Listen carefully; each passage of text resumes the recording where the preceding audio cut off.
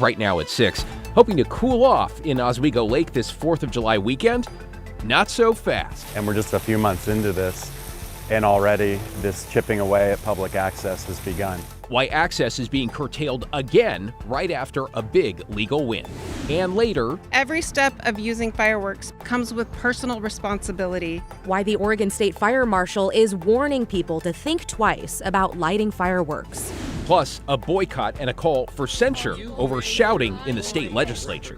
But first, takes a lot of guts, I think, so surprised that it happened to us this morning. Mangled metal and stolen cash, the bizarre way investigators say thieves ripped out a bank ATM.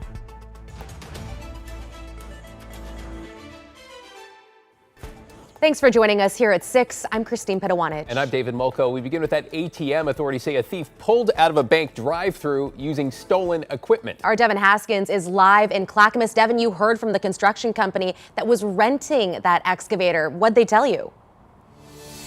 Yeah, they're frustrated because not only did it take away one of their excavators stolen to break into this bank or the ATM of the drive-thru of this bank, but it also damaged the excavator, which impacts the project they were working on, setting back their timeline. Now, this all happened in the 4 o'clock hour this morning here at the U.S. Bank off Sunnyside in Clackamas. The construction site is across the street. We talked with Dan Irby. He's the lead operator for Civil West Construction, the company that the excavator was stolen from. He says when he showed up just before 7 o'clock this morning, he realized it was missing. And that's when he says he was told by the sheriff's office that it had been used to break away the ATM machines in the drive-thru of the bank and steal the cash drawers inside. Now, Irby tells us that whoever stole it must have known what they were doing because they reprogrammed a center control panel to operate with a different set of controls. But they were able to access the computer. They were able to change the operator controls to a John Deere platform, which is a different operation than traditional CAT platform control panel. And so they obviously must have had some experience in equipment to know that, and then just the ability of doing what they did at the bank. He says the excavator was a rental and getting a replacement will set them back about a week on their timeline to replace a stormwater main for the city of Portland. We did ask the manager of the bank if they had anything to say about what happened this morning, and they said they declined comment. We also heard from the Clackamas County Sheriff's Office, who's investigating this. It says if you know anything, they urge you to give them a call. Back to you. Wow, the lengths thieves will go now. Thank you so much, Devin. Yeah. In your headlines, an 18-year-old driver is in custody after Portland police say he hit a pedestrian and then led officers on a chase. Authorities used spike strips to stop this car this morning at Southeast 162nd and Stark. You can see some shredded tires on the Honda Civic. Police tell us the pedestrian was not injured and did not want to press charges. 18-year-old Demetrius Vaughn still faces a felony and a misdemeanor charge related to the chase. Tomorrow, the National Transportation Safety Board is expected to determine the probable cause of the mid-air door plug blowout over Portland. You may recall that blowout happened in January of last year, and it left a gaping hole in the side of a Boeing 737 MAX. Preliminary findings showed bolts that were supposed to hold the door plug in place were missing when the plane was delivered from Boeing to Alaska Airlines. After the NTSB hears evidence, it's expected to vote on the probable cause, possibly answering the question of what may have gone wrong, and it'll issue safety recommendations. To a shakeup in Salem, where the vice chair of the Joint Transportation Committee is now stepping down from that role. This comes after a contentious hearing on Friday where Senator Chris Gorsuch, a Democrat, shouted down Republican State Rep Shelley Beauchard Davis. Several Republicans boycotted today's session on the House floor, demanding Gorsuch be censured. Even with the boycott, Democrats voted to send that bill back to the Joint Committee where more amendments can be made. Keep in mind, this is the last week of the session, right? Our Blair Best will have more on the back and forth around the transportation package, including new reaction from lawmakers. It's coming up at 6:30 on The Story. The Bird Alliance of Oregon says it is seeing a surge in injured animals. In response, they're temporarily reducing intake hours at the Wildlife Care Center. The new hours will be from 1 to 5 in the afternoon instead of their usual 9 to 5. If you find an animal outside of those intake hours, they say you should call the Wildlife Hotline. But we have folks working up to 12, even more hours a day, answering and returning those calls as soon as possible. So usually within the hour or less. And we'll give you more instructions on how to best set those animals up. And there's also a lot of information on the website about what to do if you find an animal.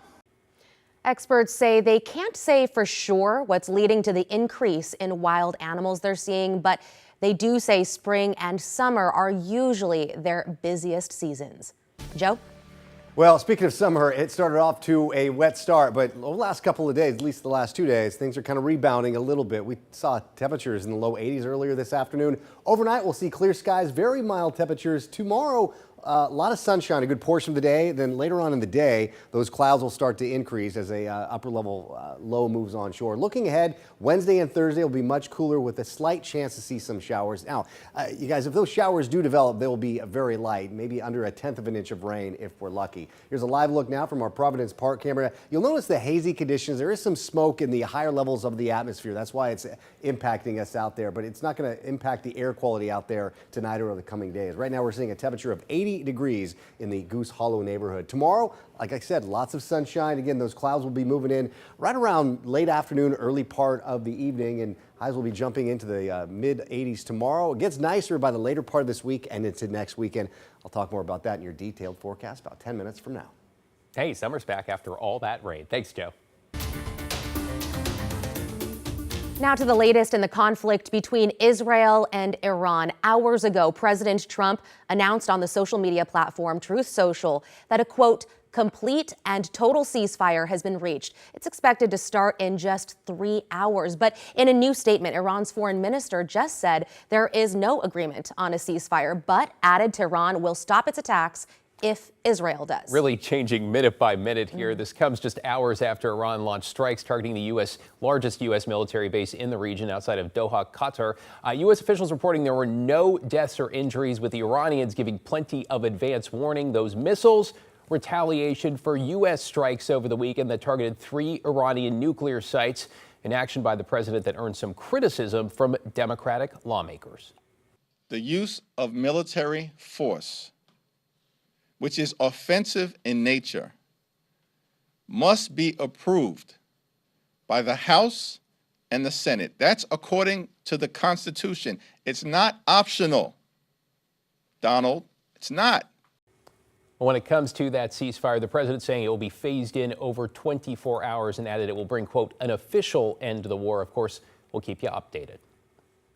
Back in the U.S., Oregon Senators Jeff Merkley and Ron Wyden are joining 20 other Democratic senators pushing new legislation meant to curb the president's powers. Today, they announced they're introducing the Insurrection Act of 2025. This after President Trump deployed thousands of military troops to Los Angeles, saying it was necessary to rein in protests and enforce immigration enforcement. They say the bill will narrow the criteria for deploying troops domestically for law enforcement and strip the president's ability to declare martial law under the Insurrection Act. Well, just in time for summer, we've got a new twist in that drawn-out battle for access to Oswego Lake. The city is now closing the lake to the public during the 4th of July holiday weekend. Libby Dowsett is live in Lake Oswego. Libby, what's the city saying here? Well, the closure announcement anyway on the city website says this point right here, this access point, will be closed July 3rd through the 7th for safety reasons. Now, the people who live around the lake, part of the Lake Oswego Corporation, they will be allowed on the water. Critics say city leaders in the Lake Oswego Corporation are back to their old tricks, closing off public access to Oswego Lake, this time from July 3rd to July 7th for, quote, public safety. Means that the public's unable to enjoy the lake during that time, but people that live around the lake are just allowed to basically have it be their own private event. Todd Prager, a plaintiff in the recently successful lawsuit to achieve public access at the lake, said the city just last week finally removed the art installation at Millennium Plaza Park that was blocking clear access to the lake. But now, word of another closure. This is exactly what we were trying to prevent and what we successfully won. And we're just a few months into this, and already this chipping away at public access has begun. The announcement of the closure appeared on the city's website under the list of star-spangled celebrations. When we contacted the Marine Board about whether it issued permits for weekend activities that could lead the city to close public access for 4 days, He provided information on 2 permits issued to the Lake Corporation on July 4th and July 6th. The only permit affecting daytime non-motorized boating on the lake would be the permit on the 6th, with restrictions during planned boating exhibitions on the lake. But even then, non-motorized boaters can attain a permit. It does not give the marine event coordinator organization exclusive rights to the waterway, but what it does is make sure that all the agencies that either patrol the waterway or manage the access understand the impacts of the event they're going to have. But it doesn't give exclusive right or to close off the waterway. But yet, the closure is going ahead. This is a perfect example of a decision that's just made behind closed doors. All of a sudden you're told access is closed and there's no opportunity for public input. So I don't know what makes this lake so special and different that the public continually needs to be shut out of it. Now, we asked the city manager what is going on, what are the reasons behind this closure, and she said she would get back to us tomorrow with some of those answers. Prager says he wants to pursue a state law that would set some guidelines so local jurisdiction that is would have some guidelines for when they can close or restrict public access at places like this. Back to you. Yeah, we'll keep tabs on what the city has to say about all this. Libby Dowsett reporting live from Lake Oswego. Thank you. Oh, a little good news here. For the second time in 2 months, a work crew from the South Fork prison camp has helped rescue a hiker. This time it was someone who broke their ankle on the Kings Mountain Trail in the Tillamook State Forest. These are photos from the Corrections Department on Facebook.